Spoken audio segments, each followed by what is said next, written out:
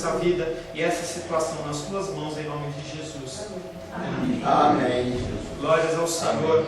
A paz seja convosco. Amém. Glorifica o nome do Senhor pela sua vida. Amém. E tem colocado prazeres humanos, desejos humanos, situações humanas em segundo plano e coloca em primeiro plano a busca do Senhor. A gente sabe que há tempo para todas as coisas. Há tempo para sorrir, há tempo para chorar, há tempo para trabalhar e há tempo para descansar. E também há tempo para buscar o Senhor. E as pessoas, elas trocam as prioridades.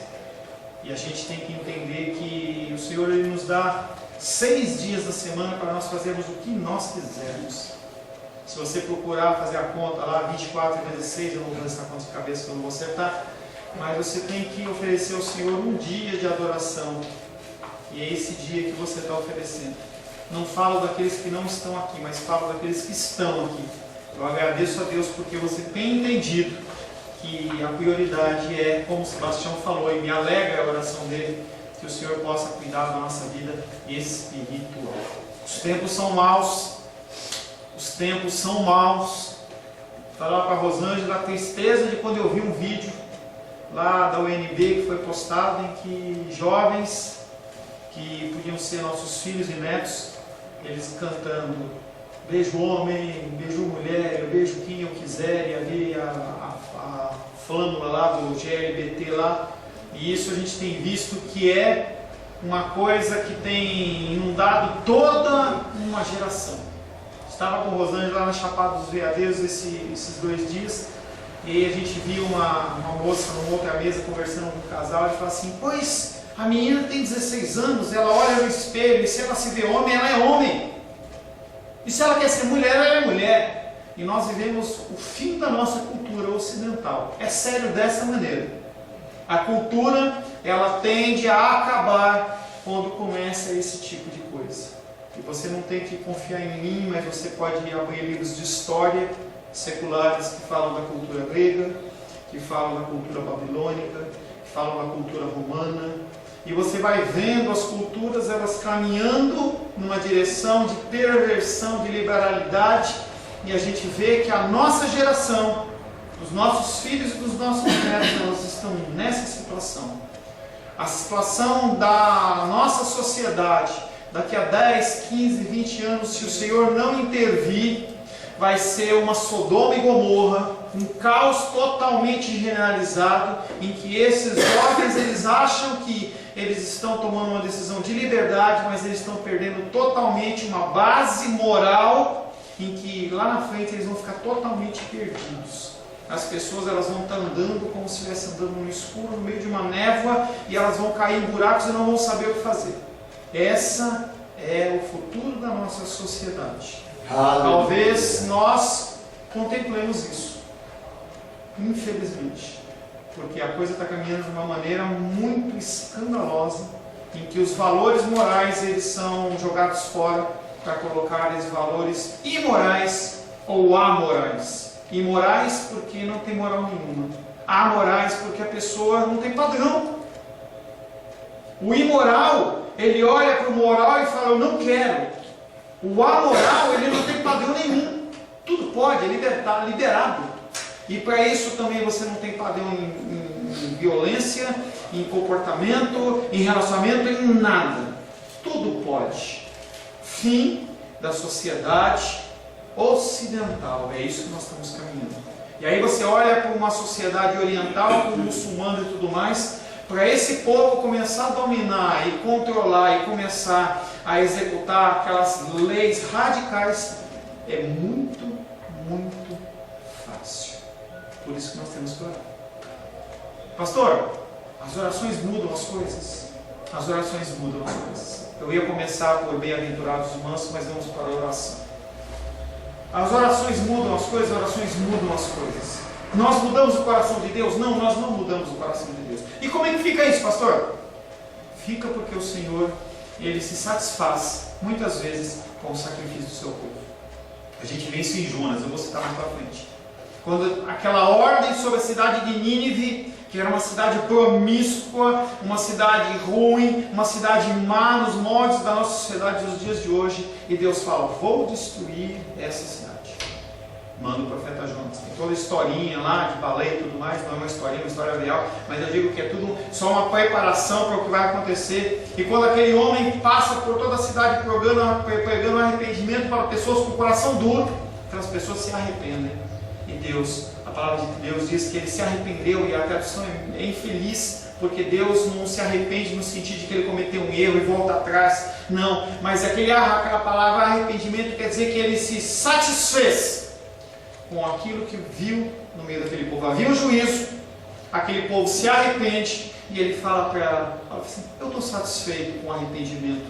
É como se ele comutasse uma pena, entendeu? Numa situação mais amena, mais branda, porque ele vê a situação em que aquela pessoa se colocou e aquele povo se colocou. A oração muda as coisas. Nós temos que orar, nós temos que curvar as nossas cabeças, gastar tempo em oração pelas vidas. Nós temos que nos compadecer, como o irmão dos Reis falou. Parece que tocou em mim, toca mesmo, porque isso chama-se intercessão.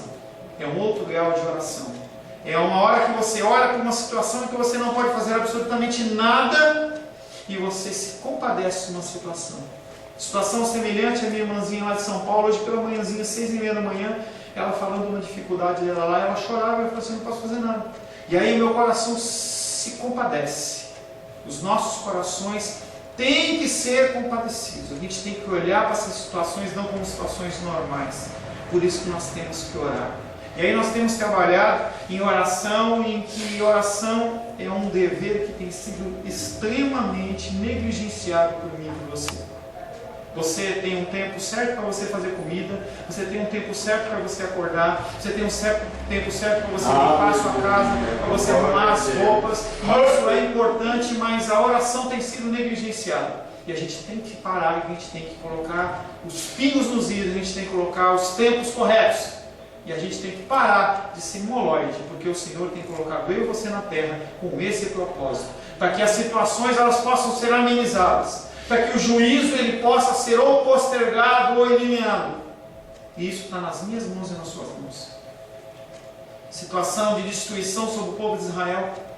Josias ele desperta ainda tenridade.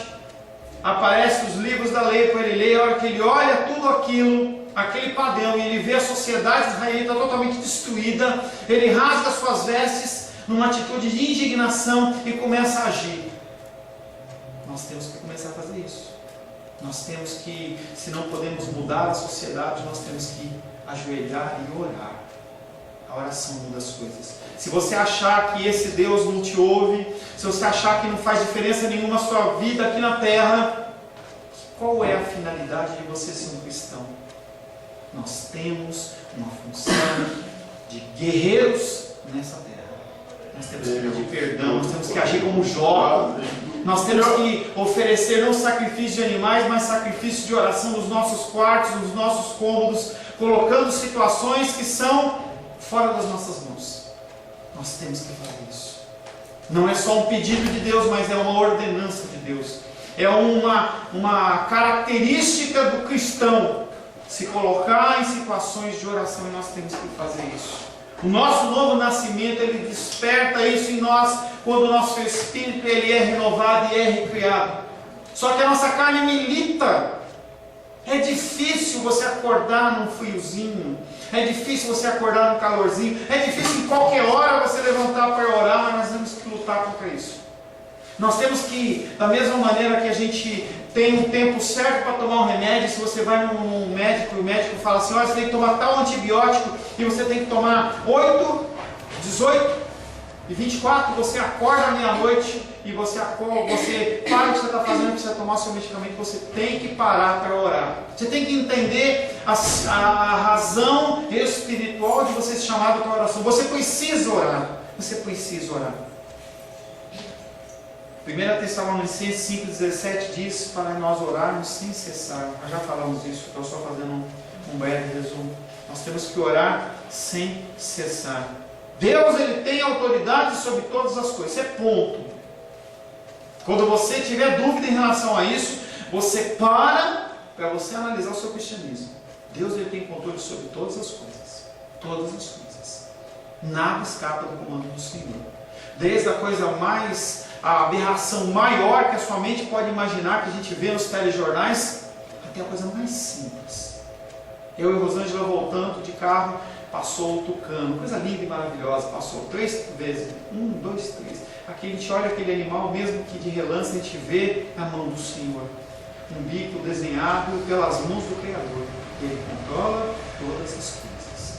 E nós temos que entender que Ele nos colocou numa situação de intercessores, porque faz diferença. Deus é soberano? Sim. A oração muda as coisas? Sim. A oração muda o coração de Deus? Não. A oração muda a mente de Deus? Não. Pastor, como é isso? Jenny me perguntava, como é isso? O Senhor, Ele tem a vontade dEle, que Ele determina, e Ele fala, é assim. É assim. E assim é. Mas tem coisas que o Senhor Ele dá uma certa liberdade, como foi o caso de Jonas que eu falei para vocês. Você sabe o que é que pode mudar com a sua oração? Não. E se você orar e não acontecer nada, não sei. Mas a mão de Deus sobre a sua vida, falando, ora sem cessar, é suficiente para você como cristão continuar. Aleluia. Você não tem como questionar isso. Essa semana eu falava com uma moça e ela falava, mas por que eu tenho que fazer isso ou fazer aquilo outro? Você tem que fazer isso porque a palavra de Deus ordena. Se você é filho, se você é realmente uma pessoa dentro dos moldes do Senhor, você tem que orar. E se não acontecer nada, amém, você fez a sua parte. A figura do Atalaia mostra um homem num alto monte, numa alta torre.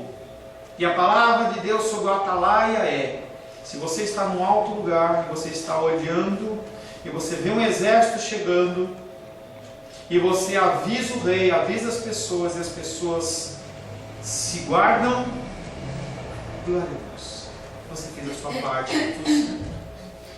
Se você vê um exército chegando, e você fala para eles, e eles não fazem nada, e eles morrem, você fez a sua parte.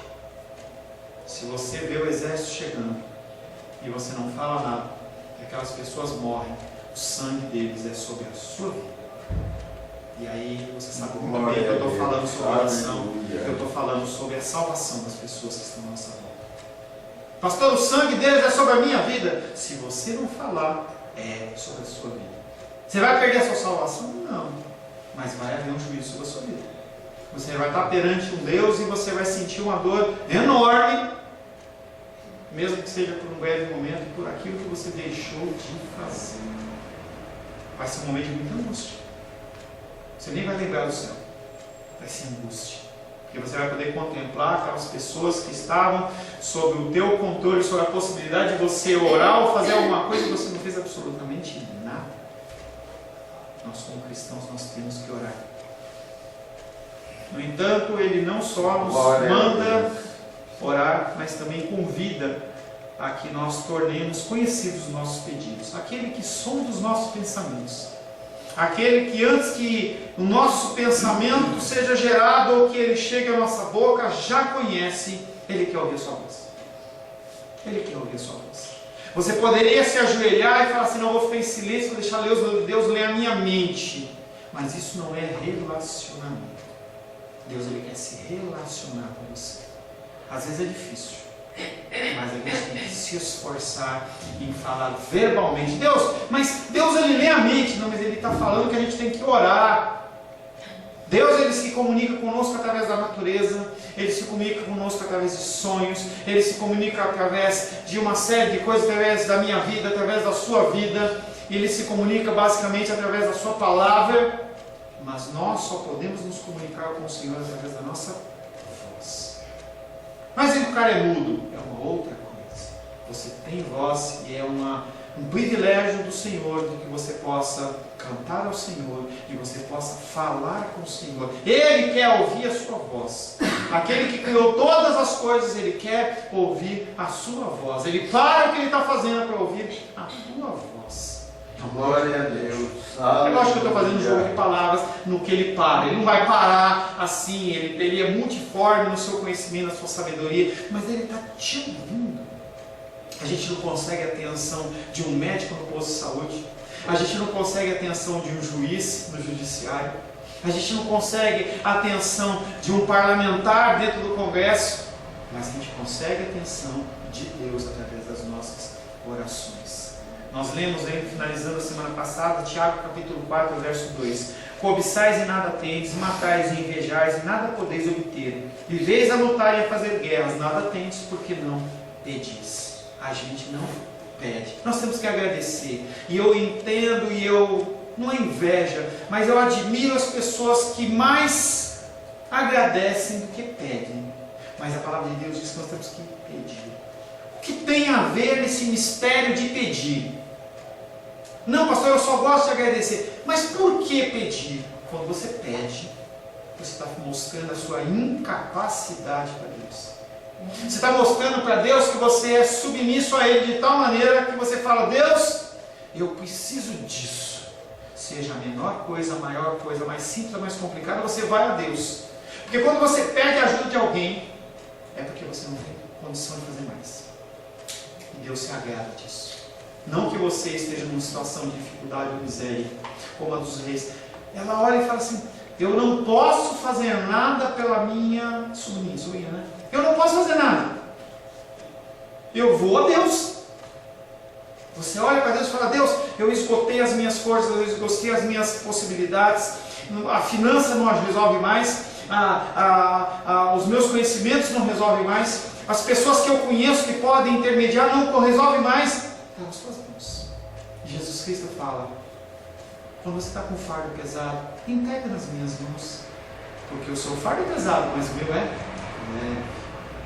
E aí nós vamos a Deus e falamos: Deus, não posso fazer nada. Publicano e pecador orando na presença do Senhor. O publicano não, o publicano não, deixa fugiu não. Mas o religioso lá, ele bate no peito e fala: Senhor, muito obrigado, porque eu não sou que nem esse publicano, não.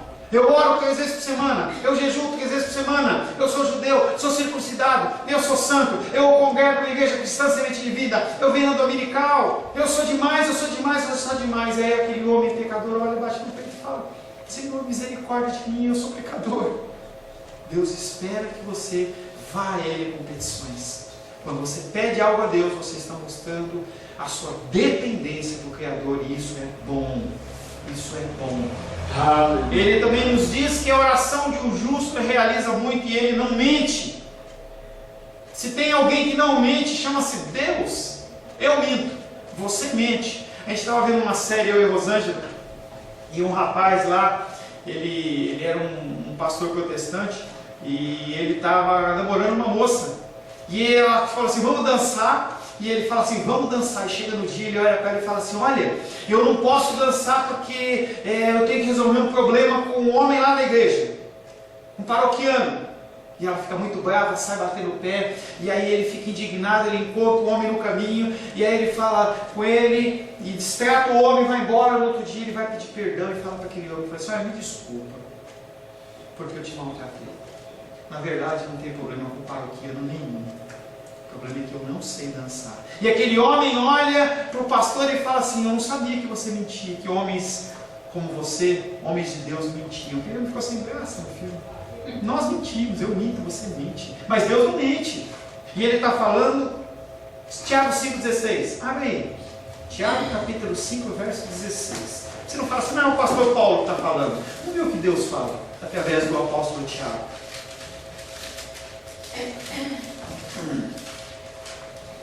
Tiago capítulo 5, verso 16.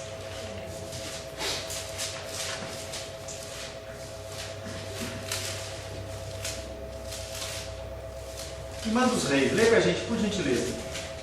Tiago capítulo 5, verso 16. Só parar de ouvir os barulhos de folhinha. Confessai, pois, os vossos pecados uns aos outros, e orai uns pelos outros, para seres curados. Muito pode, por sua eficácia, a súplica do justo. Quem inspira a palavra de Deus? do Espírito Santo, que Ele é Deus. Ele não mente. Ele está falando: confessai os vossos pecados uns aos outros. E aí essa primeira parte ele está falando de uma oração em que você primeiro se coloca perante um ser humano falando das suas dificuldades. É uma prática da Igreja Católica que nós protestantes abrimos mão, mas que é bíblico. O confessionário ele é bíblico. Se a gente pudesse ter um lugarzinho, entendeu? Para você poder falar dos seus pecados para alguém. Confessar. Não é que eu vou dar para você uma libertação, vou mandar você fazer isso, fazer aquilo, ou reza tal coisa, que vai resolver o teu problema. Não, é a atitude de você se humilhar falando dos seus pecados para alguém. Confessai, pois, os vossos pecados uns aos outros. E depois ele fala: e orais uns pelos outros para seres curados. O Senhor nos exorta que nós oremos pelas pessoas, para que elas possam ser curadas, espiritualmente, emocionalmente e fisicamente. O Senhor ele não manda a gente orar, Ele está falando aqui que nós oramos e as pessoas elas são curadas. Por que a gente não vê tanta cura nos dias de hoje? Porque a gente não ora. A gente vê uma pessoa com uma dificuldade física, a gente tem vergonha. A pessoa está com um câncer, a pessoa está com uma gripe, a pessoa está com uma virose, a pessoa está com qualquer coisa, e ela fala para a gente que ela está com essa dificuldade, e você não fala: posso orar para você? Parece que dá medo, porque a gente fala assim: ei, não estou dizendo que é 100%, mas parece que o nosso coração fala assim: ei, se eu orar para essa pessoa e ela não for curada, que vergonha eu vou passar. Vergonha. E parece ainda mais religioso, fala assim, parece que você vai deixar Deus triste numa situação. Não, nós temos que orar. Porque quando você ora por uma pessoa, Deus ele pode curar ou não te usando como instrumento, e Ele é glorificado por isso. E cada vez que você ora e não é respondido, você é mais humilhado. E você cada vez aprende mais que você não é nada.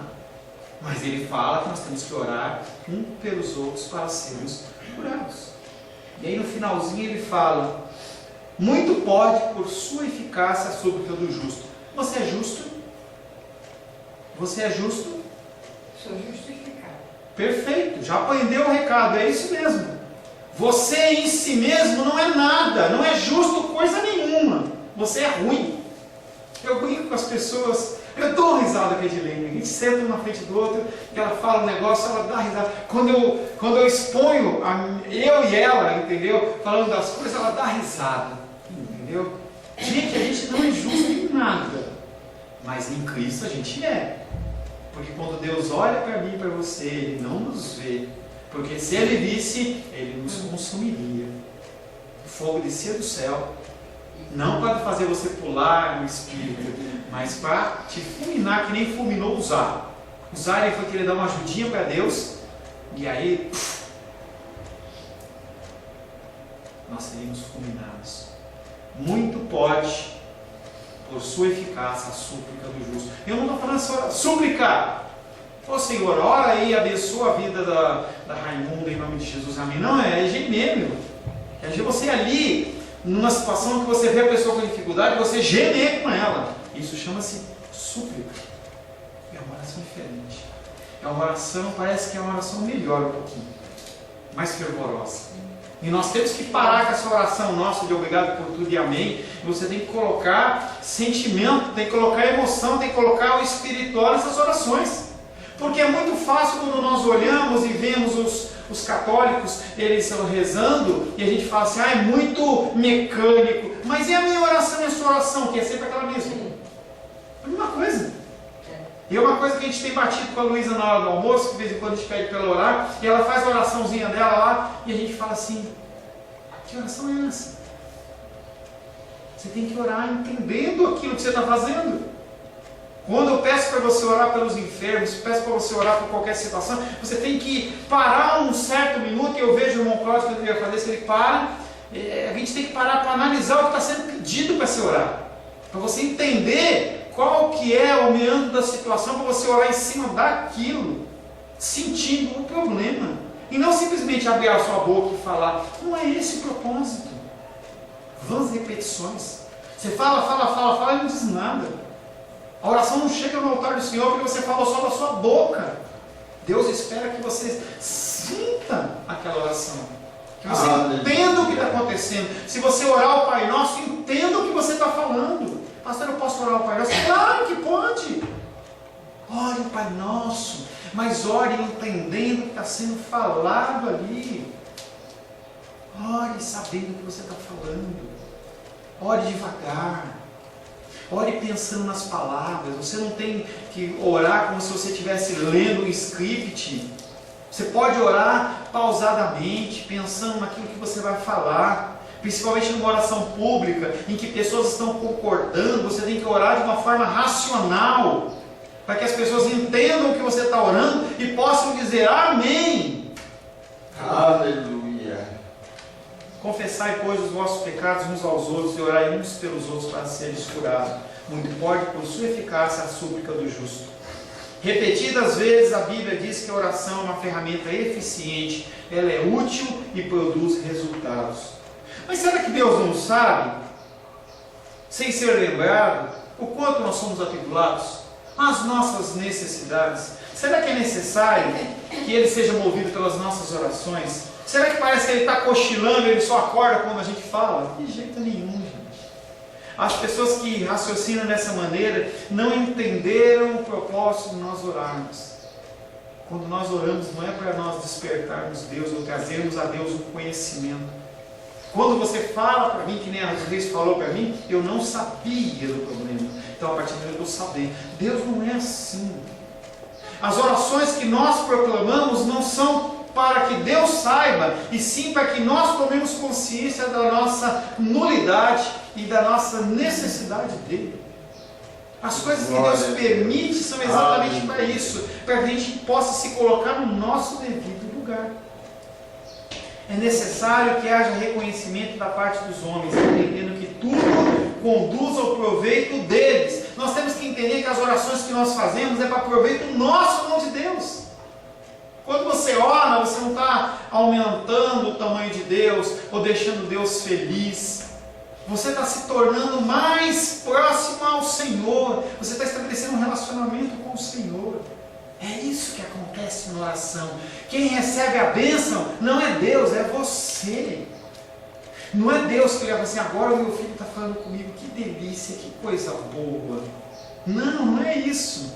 É você que tem o privilégio de estar levantando as orações ao Senhor, estabelecendo um grau de intimidade, porque Ele não muda, Ele está no mesmo lugar, Ele está na mesma posição.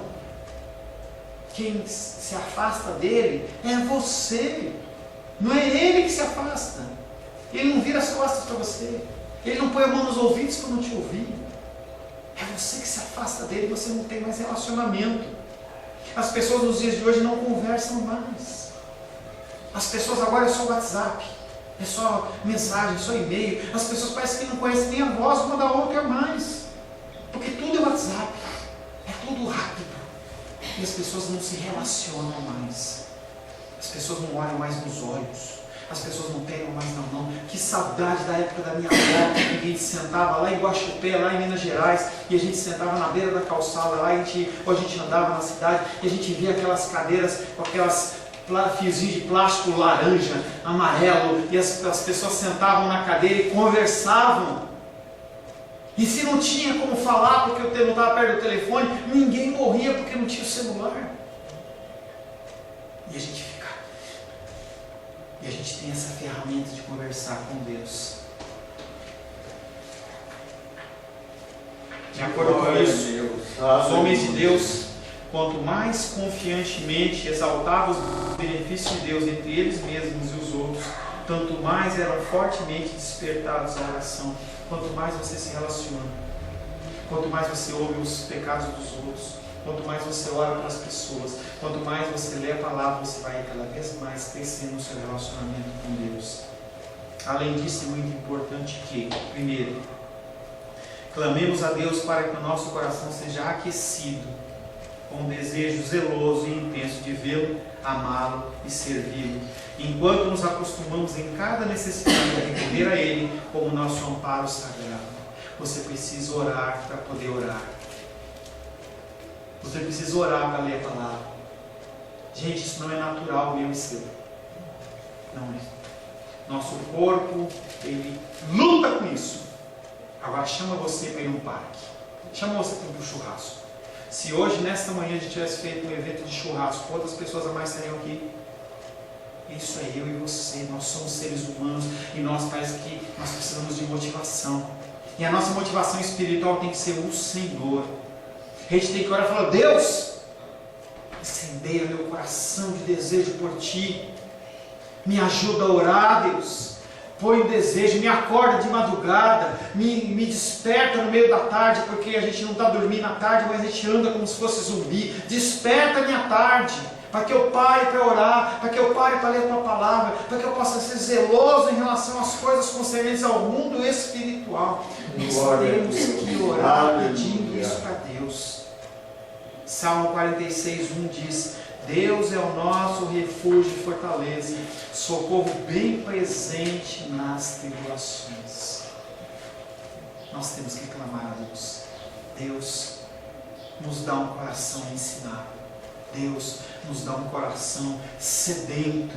Aquela música que era Paula Valadão, que é um salmo, como a corça anseia pelas águas. Gere-se em mim, que eu tenha sede de você, viu, do Senhor.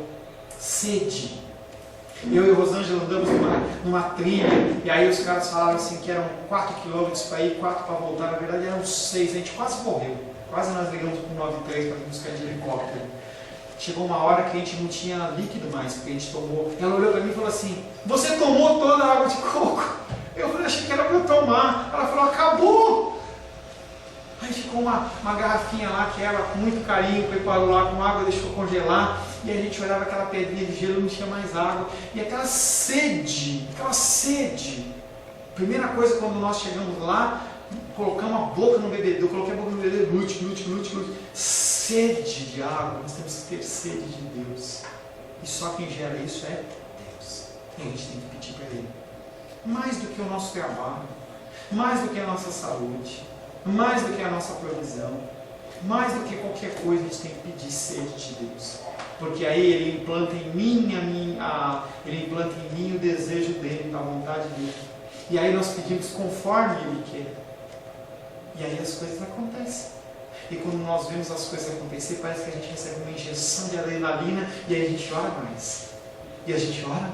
Porque a gente sabe que as orações, elas começam a acontecer. Quando a gente vê grandes homens cristãos do passado, em especial da área da cura ou qualquer outra área, as pessoas oravam e acontecer. É muito bom quando você olha e vê a coisa acontecer. E isso vem de relacionamento. Você sabe o que Deus quer e você olha exatamente o que Ele quer e a coisa vem e acontece. Não é porque você pediu, mas é porque era a vontade de Deus. Amém. Segundo, que não entre em nosso coração nenhum desejo, nenhuma vontade, dos quais nos envergonhemos e torná-lo com testemunha, enquanto aprendemos a colocar os nossos desejos diante dos seus olhos e derramar todo o nosso coração. Vergonha é coisa que nos acomete muitas vezes. Nós estamos no meio dos nossos familiares em que as pessoas não são cristãs e a pessoa está expondo uma dificuldade e a gente tem vergonha. A gente não chega e fala assim: posso orar por você? Porque a gente não sabe como a pessoa vai reagir, mas Deus não está preocupado como ela vai reagir, e sim qual é a sua ação. E quando nós nos fechamos, nós nos envergonhamos de Deus, nós nos envergonhamos da nossa crença, porque as pessoas podem olhar e falar assim: você acha realmente que a tua oração ela vai fazer alguma diferença? E aí eu lembro lá do Antigo Testamento, aquele povo lá cercado por exército sírio, milhões de pessoas em volta lá para destruir, e aí o cara vai lá e fala assim: vocês acham, hebreus, que o Deus de vocês é melhor do que o Deus da cidade A, B, C ou D que não livrou eles? E eles lá, numa situação de penúria, mas o profeta estava lá e fala: ainda hoje, esse povo vai ser desbaratado. Vai falar com um povo desse: olha, meu Deus vai agir e nós não vamos fazer nada, vocês não vão conseguir disparar uma flecha. Você está pensando que você é Elias e os profetas de Baal. Aquele homem sobe naquele monte Os profetas de Baal, 700, mais não sei quantos profetas de Azera. Sei que tinham 1000 profetas mais ou menos lá, aquela bagunça. E aí Elias fala assim: Baal é Deus? Claro que é Deus. Vamos fazer o seguinte: você monta o teu altar aí, eu monto o meu altar aqui, você faz o seu sacrifício aí, eu faço o meu sacrifício aqui. Quem Deus responder com fogo é o Deus a ser adorado. Tudo bem? Claro, tudo bem. E aqueles homens pegaram o seu novilho, mataram, prepararam aquele monte de gente, eles cantavam, e eles pulavam, e eles dançavam, e nada de Baal responder. E nada de Baal responder. E Elias lá com os bracinhos cruzados, só esperando. E passa a hora nada, passa 2 horas nada, passa 3 horas nada, e aquele homem lá. E ele olha para ele e fala assim: será que Baal está dormindo? E eles gritavam mais, chicoteavam e não acontecia nada. E aí aquele homem coloca o seu novilho, coloca água para aumentar o grau de dificuldade. E ele faz o quê? Ora a Deus. E aí o fogo do céu desce, lambe aquela água, consome todo aquele holocausto. Ele olha para aqueles homens e fala assim: vocês querem servir a Baal ou querem servir a Deus? A palavra de Deus para você hoje é: você quer servir quem? Nós não podemos nos envergonhar do nosso Deus. Que sejamos preparados para receber os seus benefícios. Sim, benefícios das nossas orações. Mas eu não estou orando por mim, eu estou orando pela Lourdes. Os benefícios são para mim, não são para Lourdes. Será que ela também é abençoada? Que sejamos preparados para receber os seus benefícios com verdadeira gratidão de coração e ações de graça. Benefícios que a nossa oração nos lembra, procedem das suas mãos, não das minhas mãos. A oração procede do coração de Deus e não do meu coração. A oração, como tudo mais na vida cristã, é para a glória de Deus e para o nosso benefício também. Nessa ordem, não troca a ordem, que esse é o problema. A pessoa troca a ordem, ela acha que a oração que ela faz é para o benefício dela. E a gente vê as campanhas, e que a pessoa vai fazer uma corrente para benefício dela, mas não para glorificar Deus. Não rola, não funciona, não acontece e a pessoa se frustra. Primeiro, glória de Deus. Na sequência, benefício do homem. Jesus Cristo veio primeiramente para glória de Deus, depois para benefício do homem. Ordem, sequência de prioridades. Coisa na importância. Tudo que Deus faz, tudo que Deus permite, aí entra, claro, a eficácia da oração. Tudo que Ele faz e tudo que Ele permite e ordena é em sentido supremo para a sua glória. Oramos para glorificar a Deus e também recebemos os benefícios da oração. É nosso privilégio trazer a inteireza da nossa existência à glória da presença infinita. Aleluia. Um dos grandes temas da reforma foi a ideia de que toda a vida deve ser vivida sob a autoridade de Deus, para a glória de Deus e na presença de Deus, porque tudo foi feito por Ele, para Ele e através dele. A oração, ela não é um monólogo, não é um mero exercício de autoanálise terapêutica ou uma recitação religiosa que nós evangélicos sabemos fazer muito bem. Recitar orações. Eu lembro quando eu e Rosana cuidávamos de intercessão lá em São Paulo, da igreja lá do pastor Jonas, a gente chamava sempre as mesmas pessoas para orar, melhor, as pessoas que oravam eram sempre as mesmas, e as pessoas elas faziam sempre as mesmas orações. É interessante. Se você pedir para a pessoa orar 10 vezes, a pessoa vai orar sempre pela mesma coisa, do mesmo jeito. Ela tem um padrão que ela criou como oração e é nada mais do que uma reza. Ela continua fazendo igualzinho. Se eu pedir para orar pelo cachorro, ela ora do jeito. Se eu pedir para ela orar pela nação, ela faz a mesma oração. É porque aquele padrão, ela é engessada. Ela não sente mais. Ela não consegue mais analisar o que ela está falando. Simplesmente fala, você ora, blá, blá, blá, blá, é aquele negócio que se diz, você pegar, ela está lendo espiritualmente. A oração é uma conversa com o próprio Deus de forma pessoal. No ato de orar, eu coloco toda a minha vida sob o olhar de Deus. Sim, Ele sabe o que está em minha mente, mas eu tenho o privilégio de falar com Ele o que está lá. Glória a Deus. Ele diz, venha, fale comigo, fale para mim, manifeste para mim os seus pedidos. Portanto, nós vamos à oração para conhecer Deus, relacionamento. Eu e Rosângela somos mais próximos do que qualquer duas pessoas podem ser. Os casais, eles se conhecem, entendeu? Conforme o tempo vai passando, as pessoas vão cada vez mais se conhecendo. Às vezes eu erro, às vezes eu quero adivinhar uma coisa que ela vai falar, eu atravesso, ela briga comigo, que está certo, que a gente não pode atravessar esse tipo de coisa. Mas Deus não é assim. Você se engana em relação ao seu cônjuge, você se engana em relação ao seu parente, ao seu filho. Você acha que ele vai fazer uma coisa e ele não faz, você acha que ele não é capaz de fazer aquilo e ele faz, mas não é assim com Deus. Ele conhece o meu coração. Nós temos o privilégio de compartilhar os nossos pensamentos mais íntimos com Deus. É claro que poderíamos simplesmente entrar no cômodo, como eu já falei, e permitir que Deus lesse a nossa mente e chamar isso de oração. Mas isso não é oração, não é nenhum tipo de comunicação. Ele não é assim. Entendeu? Eu posso me sentar com você, eu vou fazer uma visita na sua casa, sento e não falo nem a paz do Senhor, fico só olhando para a sua cara. E você olhando para mim. Depois de uma hora eu falo assim, Deus abençoe. Que relacionamento é esse? Que conhecimento é esse? Eu venho conhecendo as pessoas conforme, em especial, no fazer um discipulado, vou fazendo visita, e aí você senta e vê o que a pessoa pensa, como ela se movimenta, como que é. Isso chama-se relacionamento. Por isso que igrejas grandes têm algum tipo de problema em relação a isso, porque as pessoas não se conhecem. Você entra numa igreja e você não pode pôr imaduro. Você entra numa igreja e simplesmente você não conhece as pessoas que estão ali. Você não tem liberdade de chegar para uma pessoa e a abraçar, porque a pessoa não te conhece. Numa igreja pequena como a nossa, a gente tem essa liberdade. É um privilégio. Não sei por quanto tempo, mas é um privilégio.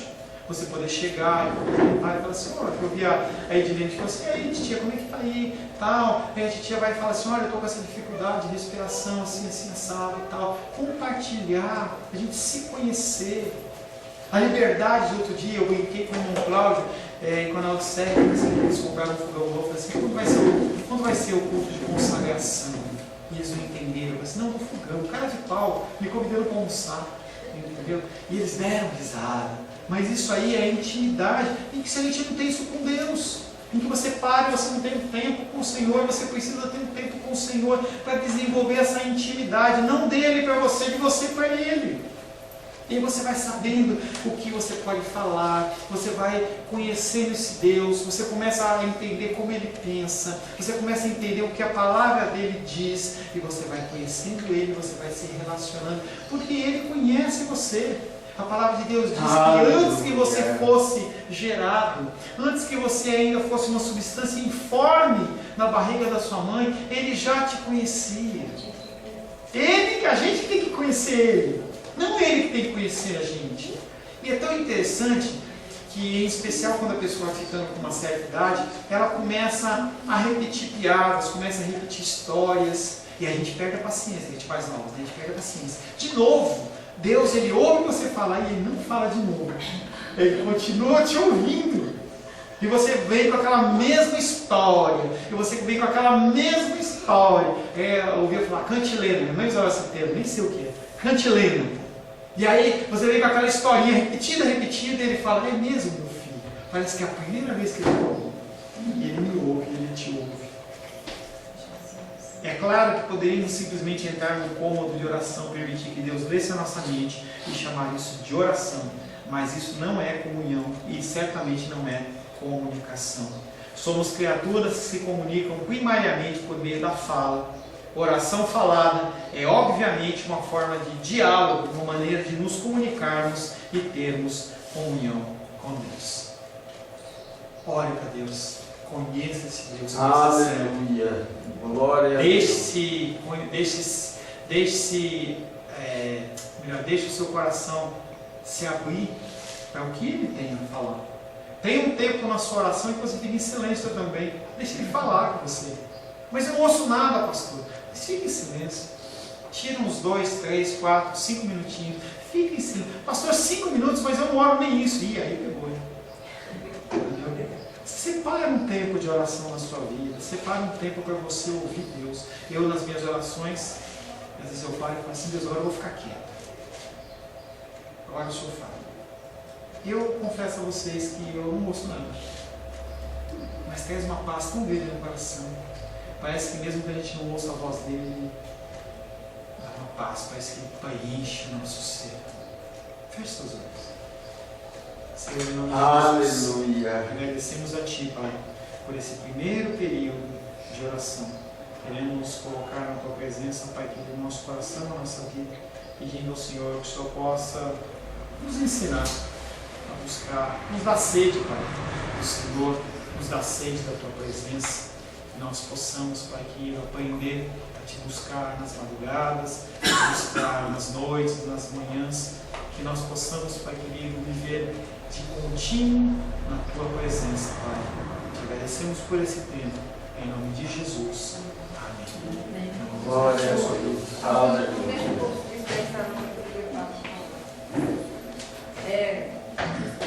Se nós temos... Eu tenho orado primeiro. Só um minuto, gente. Não acabou a aula, não. Eu tenho orado primeiro, mas eu sei que por tudo isso que eu acabei de ouvir, eu sei que eu tenho orado primeiro. Mas se eu sou uma pessoa que eu tenho que fazer amanhã, eu faço logo hoje, porque eu não sei se amanhã eu vou estar vivo. Então nós temos um motivo de sobra nesse dia hoje para agradecer a Deus por essa aula, que para nós podia ser uma coisa muito comum, para todos nós aqui, porque todos nós temos muitos anos de cristão e estamos orando, buscando a Deus. Mas nessa manhã o Senhor abriu um cantinho lá no céu, eu vi isso pelo Espírito. Ele não abriu tudo, porque se abrir tudo a gente ficava tudo quietinho aqui, nem se movimentava mais. Mas ele abriu uma parte para nos advertir e para nos ensinar a agradecer a Deus por ter uma pessoa que ele preparou, o próprio Deus preparou, para nos trazer uma lição tão preciosa como essa.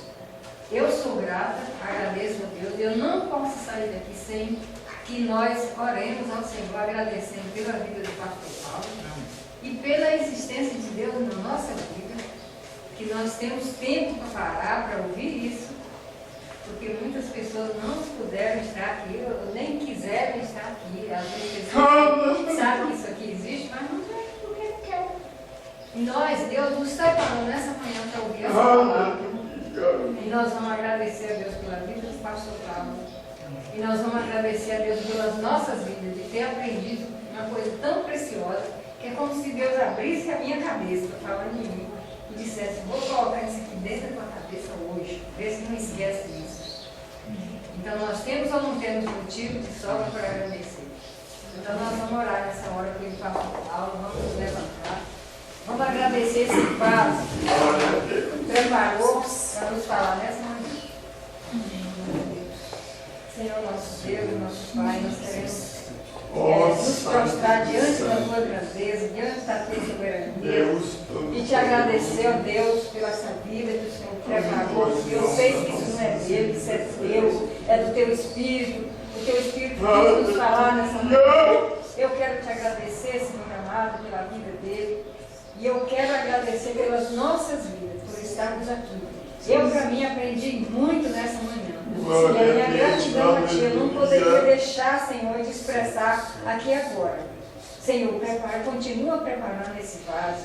Que ele continue indo para a Tua presença, prostrar diante de Ti, para Ele não trazer aqui, para esse pequeno grupo, palavras dele, mas que possam ser palavras do céu, destiladas do Teu coração, Senhor, para as nossas vidas. É assim que eu me senti, recebendo uma porção de Ti, através da vida dele nessa manhã. E é por isso que eu quero Te agradecer. Mas eu ainda quero Te pedir, Senhor, que o Senhor não me deixe tomar rumos diferentes, mas que o Senhor vá preparando cada vez mais essa vida, cada vez mais Ele possa estar dobrado diante de Ti, esperando de Ti, Senhor, aquilo que o Senhor quer que Ele fale a essa pequena comunidade. Muito obrigada por tudo, Senhor, em nome de Jesus. Amém. Amém. Deus. A paz seja convosco. Meu nome é Paulo César. Eu sou pastor da Igreja Cristã Semente de Vida, aqui em Brasília, Distrito Federal. Me alegro que a palavra tenha te alcançado. A palavra faz isso. Ela alcança as pessoas aonde quer que elas estejam. e você foi agraciado com esta palavra. Não que eu tenha nada especial a te dizer. A palavra ela é suficiente e ela usa quem ela quer. E eu me alegro por ter sido um canal para poder te abençoar. Mas eu quero te dizer que não basta você ser um ouvinte. Não basta ser uma pessoa que se alegra quando você ouve a palavra de Deus. A vida ela é feita de decisões. Se você está ouvindo essa palavra hoje, eu creio que o Espírito Santo tem um propósito especial com você. Muito mais do que prosperidade, muito mais do que uma cura física, uma cura emocional ou espiritual, Ele quer te alcançar para a vida eterna. Nós investimos nosso tempo, nós investimos as nossas forças em coisas terrenas, mas o Senhor Ele tem muito mais a oferecer. Ele tem sim para você a cura, Ele tem sim para você a prosperidade, mas Ele tem muito mais que isso. Submeta-se a um Deus que Ele é capaz de mudar e transformar a sua vida por completo. Creio que o Espírito Santo Ele é capaz de tocar o teu coração. Quero pedir que você curve a sua cabeça. Senhor, em nome de Jesus, coloco na tua presença essa vida que ouve esta ministração, que ouve esta palavra. Pai, eu não tenho capacitação nenhuma, mas o teu Espírito Ele é capaz sim de tocar nesta vida, gerar nela mudança, transformação, arrependimento, e que ela possa simplesmente bater no peito, convencendo-se que é pecadora e que precisa de um Deus salvador. Não há um caminho a ti, meu Deus, que não seja através de Cristo. E eu lhe peço, Pai querido, que você alcance essa vida e ele possa sim tomar uma decisão pessoal pelo Senhor, em nome de Jesus. Amém. Amém, meu querido. Amém, minha querida. Fico contente que você esteja ouvindo essa ministração até o fim. E peço que você não se limite a ouvir os cultos pela internet. Você procure perto da sua casa uma igreja, um lugar que proclame a palavra do Senhor. Eu oro para que o Espírito Santo te direcione nessa busca, porque muita coisa tem sido oferecida que não é o Evangelho. Eu abençoo a sua vida em nome de Jesus. Amém.